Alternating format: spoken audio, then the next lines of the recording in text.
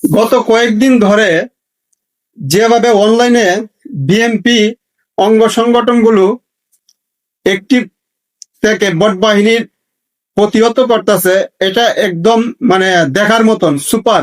কারণ এটা যদি আগের থেকে করতে পারতো, এই বট বাহিনী এতটা সাহস পাইতো না, এতটা মানে অনলাইনের মাঝে বিশৃঙ্খলা এবং মানুষের মধ্যে যে আত্মবিশ্বাস ছিল এটা নষ্ট করতে পারতো না।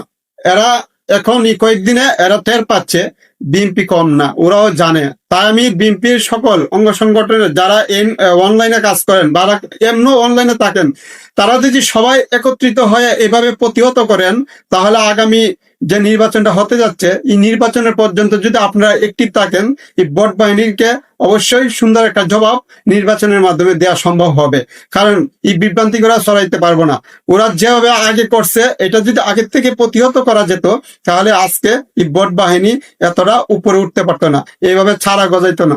হ্যাঁ, বিএনপি হয়তো অনলাইনে অ্যাক্টিভিস্ট এতটা অ্যাক্টিভ না যত এই বট বাহিনী আছে। তাই বলবো সবাইকে অ্যাক্টিভ থাকেন নির্বাচনের আগ পর্যন্ত, যাতে কেউ বিএনপির এই সংগঠনটাকে নষ্ট না করতে পারে। কারণ নষ্ট করার জন্য ওরা বিভিন্ন বিভ্রান্তিমূলক এখন পোস্ট করবে, যাতে উস্কানিমূলক, যাতে এদের কথায় পা দিতে পারে। তাই আমি সবাইকে বলবো, আহ্বান করব, আপনারা একটিভ থাকেন। যারা একটিভ ছিলেন না, এখন একটিভ হয়ে যান। কারণ আপনি যদি এই মাঠে হেরে যান, মনে করবেন আপনি সারা জীবনের জন্য হেরে গেলেন।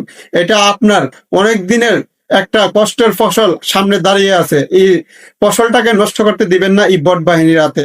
ভালো থাকবেন।